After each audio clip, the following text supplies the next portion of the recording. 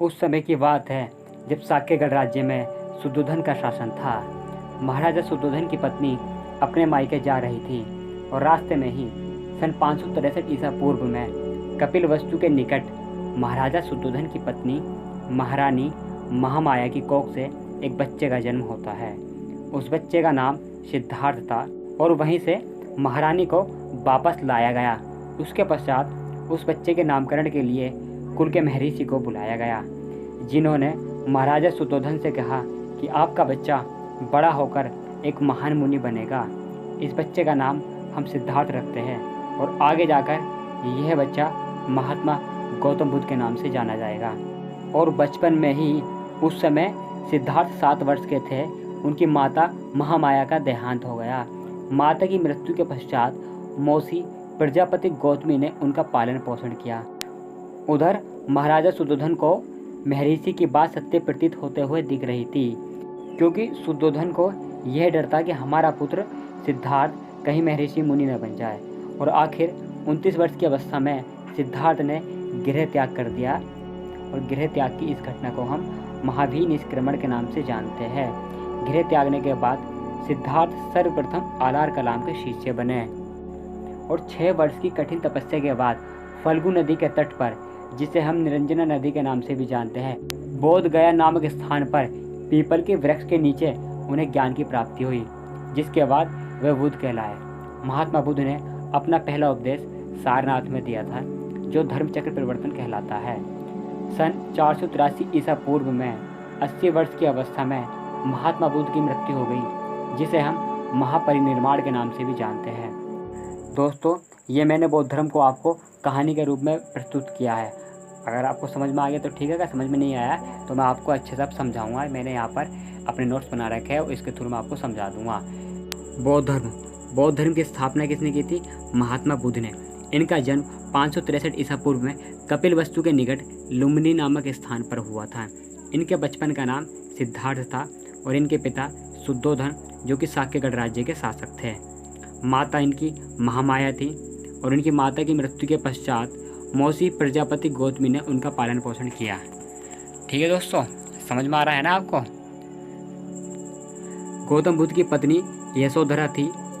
उनके पुत्र की बात की जाए तो राहुल इनके पुत्र थे। यशोधरा के साथ गौतम बुद्ध का विवाह 16 वर्ष की आयु में हुआ था। इनका पुत्र राहुल था। गृह त्याग, जिसको हम महाभिनिष्क्रमण के नाम से जानते हैं, 29 वर्ष की अवस्था में इन्होंने गृह त्याग किया और इनके सर्वप्रथम जो गुरु बने वो आलार कलाम थे। आलार कलाम महात्मा बुद्ध के सर्वप्रथम गुरु थे। इनको ज्ञान की प्राप्ति बोध गया में हुई थी, पीपल के वृक्ष के नीचे, जिसको हम उरुवेला के नाम से भी जानते हैं। बोध गया को हम उरुवेला के नाम से भी जानते हैं। कहाँ पर हुई थी? फल्गु या निरंजना नदी के तट पर हुई थी। ठीक है दोस्तों, इनका पहला उपदेश सारनाथ में दिया था, जिसको हम धर्मचक्र परिवर्तन के नाम से भी जानते हैं। इनकी मृत्यु 483 ईसा पूर्व में 80 वर्ष की अवस्था में मलगढ़ राज्य की राजधानी कुशीनगर या कुशीनारा में हुआ था। इस कुशीनगर को वर्तमान में हम देवरिया के नाम से जानते हैं, जो कि उत्तर प्रदेश राज्य में स्थित है। उनकी मृत्यु को हम महापरिनिर्वाण के नाम से भी जानते हैं। महापरिनिर्वाण। इनके समकालीन कुछ शासक थे, जैसे बिंबिसार, प्रसेनजीत, अजातशत्रु, जीवक, अनाथपिंडक, आम्रपाली आदि सभी बौद्ध धर्म के अनुयायी थे। ये जितने भी शासक थे ये बौद्ध के समकालीन शासक थे। इनके त्रिरत्न की बात की जाए, बुद्ध, धम्म एवं संघ बौद्ध धर्म के त्रिरत्न है। बौद्ध धर्म के सिद्धांत पर आर्य सत्य पर आधारित 4 आर्य सत्य है। कौन कौन से 4 आर्य सत्य है? दुख है, दुख का कारण है, दुख का निदान है और दुख निदान के उपाय है। और इन चारों का उपाय अष्टांगिक में वर्णित है। यह अष्टांगिक निम्नलिखित है। पहला सम्यक दृष्टि, सम्यक वाणी, सम्यक अजीव, सम्यक स्मृति, सम्यक संकल्प, सम्यक कर्म, सम्यक व्यायाम और सम्यक समाधि। दोस्तों, ये अष्टगामित है, जिसमें बौद्ध धर्म के बारे में बताया गया है। बौद्ध धर्म के चारों आर्य सत्य इन्हीं के द्वारा ही कंप्लीट किए जा सकते हैं। इनको अष्टांगिक बोलते हैं। गौतम बुद्ध की मृत्यु के बाद ये 4 संगीति हुई है।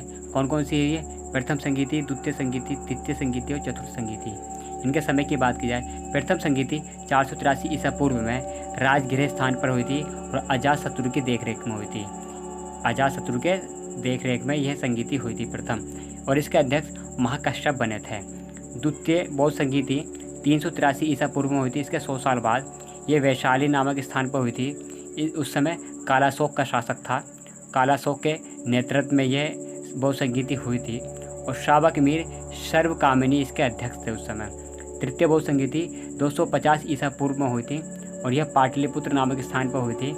इसके शासक अशोक के शासनकाल में यह बौद्ध संगीति हुई थी और इसके अध्यक्ष मोगलीपुत्र तीस इस बौद्ध संगीति के अध्यक्ष थे। चतुर्थ बौद्ध संगीति जो कि प्रथम सदी ईसी बोल सकते हैं, यह प्रथम शताब्दी भी इसको बोल सकते हैं। यह कुंडलवन कश्मीर नामक स्थान पर हुई थी और एक कनिष्क के शासनकाल में हुई थी।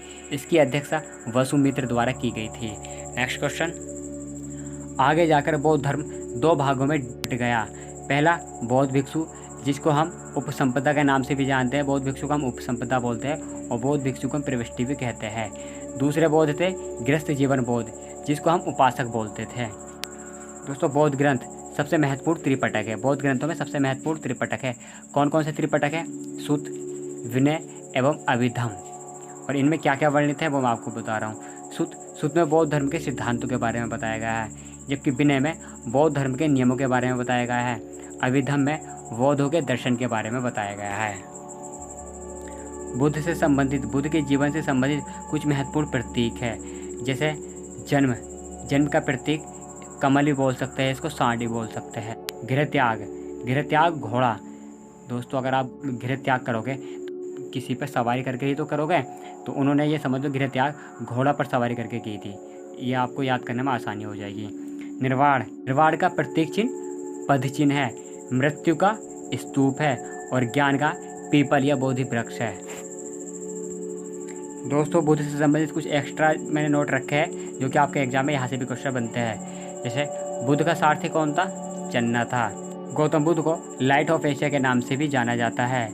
और इनके ज्ञान की प्राप्ति की बात की जाए तो बैसाखी पूर्णिमा की रात को इनको ज्ञान की प्राप्ति हुई थी। बुद्ध ने सर्वाधिक उपदेश कौशल देश की राजधानी श्रावस्ती में दिए थे। दोस्तों आज की वीडियो में बस इतना ही। अगर वीडियो आपको पसंद आई तो वीडियो को लाइक कर दो। अगर आप चैनल पर नए हो तो चैनल को सब्सक्राइब कर दो और पास में लगे बेल आइकन को प्रेस कर दो।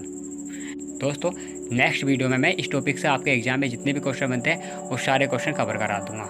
चलिए दोस्तों वीडियो देखने के लिए धन्यवाद। जय हिंद।